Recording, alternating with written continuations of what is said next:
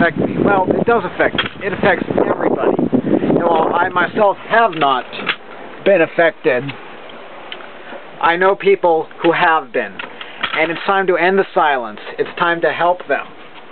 It's time to help them reach out to others who can help them.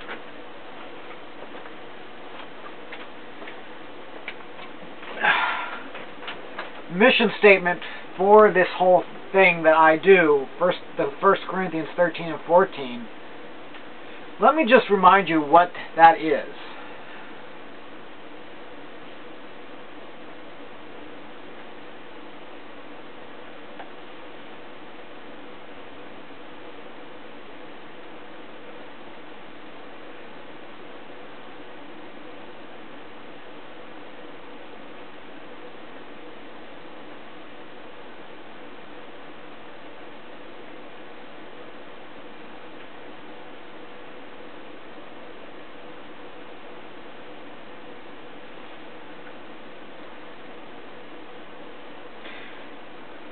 If I speak in the tongues of men and of angels, but I do not have love, I am only a resounding gong or a clanging cymbal.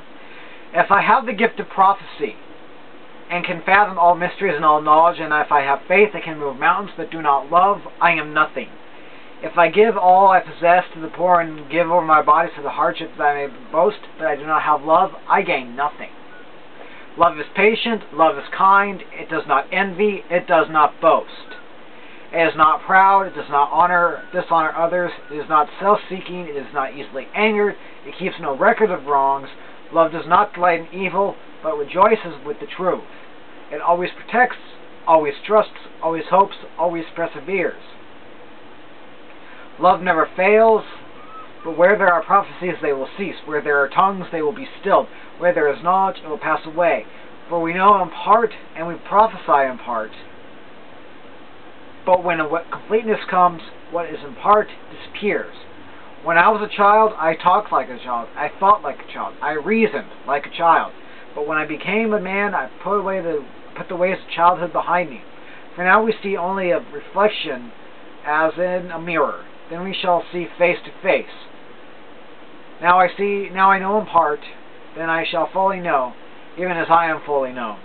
And now these three remain: faith, hope, and love. But the greatest of these is love.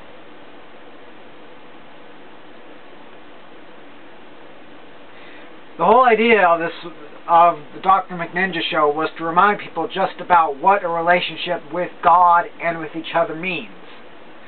And the whole purpose of the 1 Corinthians 13 project, which I am currently doing right now, is to remind people of just that. I don't see anywhere in the Bible where God says, where Jesus says, go abuse one another, treat them as if they were dirt. I'm sorry, but I cannot stand still for just one moment and let this go unspoken.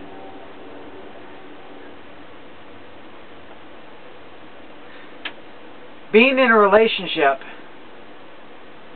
and this is from easyandmark.com, all links to all topics talked today will be on my YouTube website links page. So this is emotionally abusive relationships. Unseen damage will be done to any woman.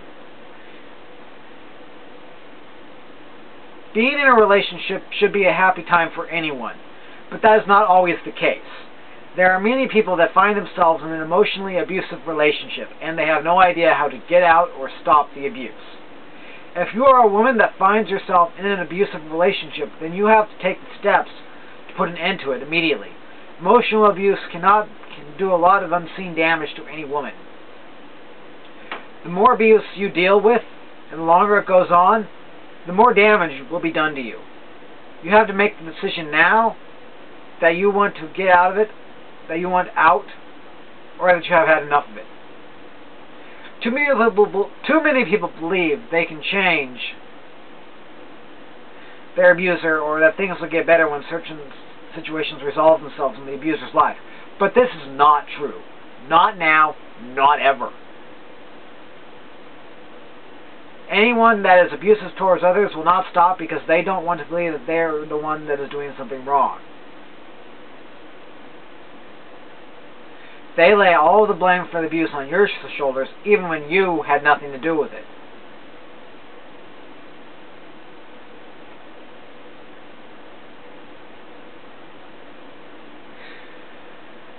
This is from the Sydney Morning Herald. Danny Blay on violence against women. Danny Blay believes that it should be a man's mission to keep women safe and not subject them to violence and abuse. It's hard to be optimistic about combating the violence men perpetrate on women. There is so much of that despair. That despair seems more apt. But Danny Blay is doing his best and is here in the zone to try and help understand that there is hope and a chance for change. The frequency and scope of family violence is enough to make a man ashamed of his gender. Last year, the Prime Minister received yet another report called Time for Action. It said that over a lifetime, sexual violence affects about almost 1 in 5 women, and physical violence affects at least 1 in 3. 1 in 5 and 1 in 3. That right there is a staggering number. That right there is something that needs to drop all the way down to 0 in both counts. And as you, my listeners and my watchers, as people who are obviously watching this and wanting to make a difference, it's up to you to help make that difference happen.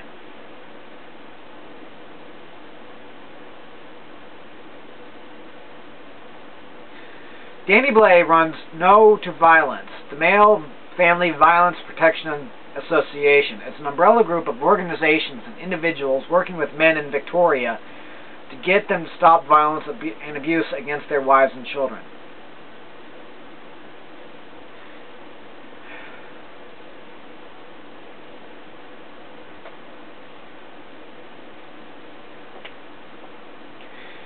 I have, a op-ed piece here. Dear Dr. Elia, who is a family physician. The commenter writes, Dear Dr. Elia, I have been hearing the phrase toxic relationships quite a bit lately, and I'm wondering what exactly does it mean. How do I know if I have that kind of relationship in my life, and more importantly, how should I deal with those people? Any thoughts on the subject would help, since my friends and I talk about the subject, but we seem to agree on a solution. Dear Anne, over the past 25 years, I have witnessed and worked with many relationships that would be categorized as toxic. As a comparison, let's see what a healthy relationship looks like. A healthy relationship is one where you feel connected, fulfilled, listened to, energized, uplifted, and loved. Remember those. Connected, fulfilled, listened to, energized, uplifted, and loved. As I related back to the ocean example, peace and serenity. The more relationships we have where we feel this way, the happier our lives will be. A toxic relationship is based on negativity, criticism, addiction, and emotional and verbal abuse. Feelings of unworthiness and low self-esteem are quite common if we're exposed to long-term to someone who is toxic for us. Often it is someone who is significant in our lives, a spouse, parent, child, sibling, colleague at work, or a so-called friend. These relationships are typically codependent, controlling, dysfunctional, and destructive.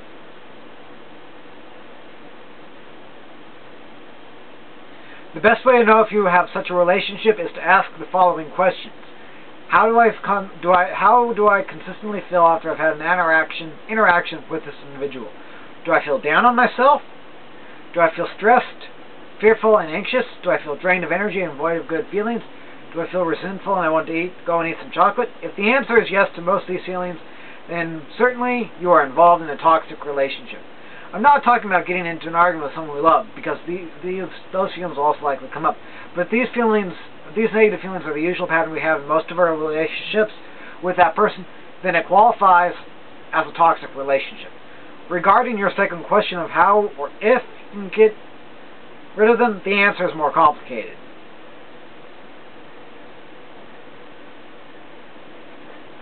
And I'm stopping now to take a break while I switch over to the secondary.